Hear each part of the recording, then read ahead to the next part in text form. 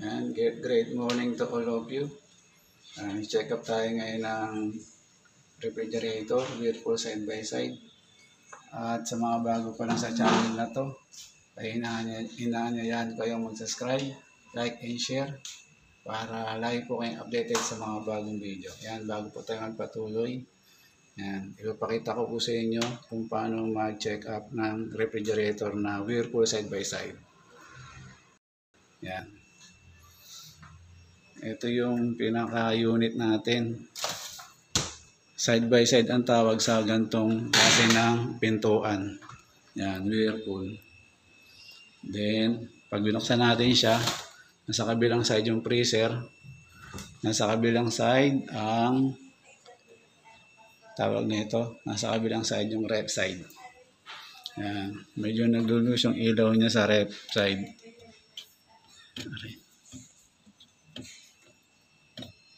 Yan. Ang model ng ref na to is yan, 5ED25, 5ED2F, Whirlpool side by side, 220 volts.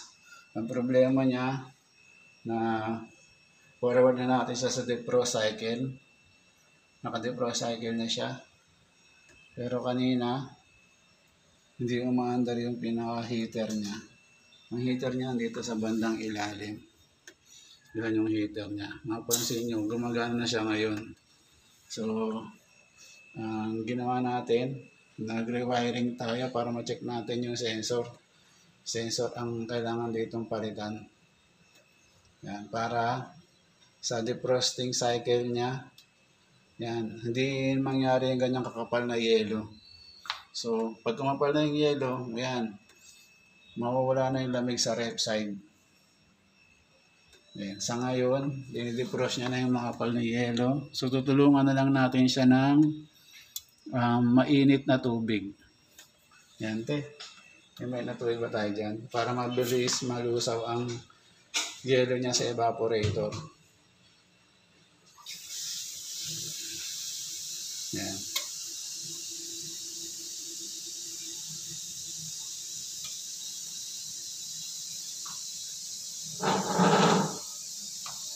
Magdi-defrost na tayo ngayon. Yan.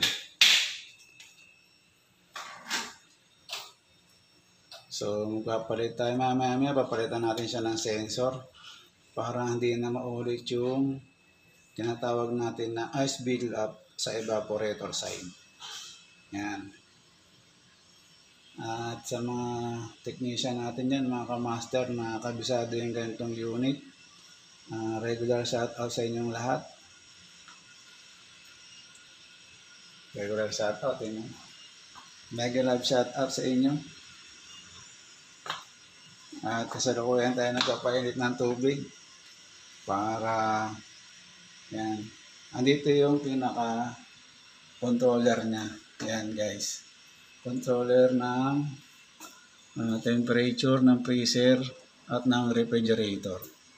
Yan. Binuksan muna natin siya para andito yung pinaka-timer niyan eh. Timer and thermostat.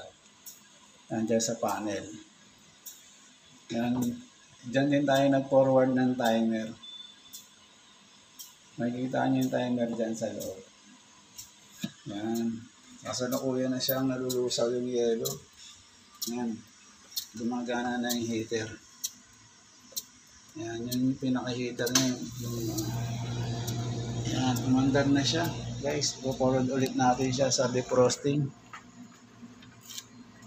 Yan. Yung timer. Forward ulit natin sa defrosting cycle. Nag-click na siya eh. Ibig sabihin niya, buo yung timer niya. Para mabalik ulit siya sa defrost cycle.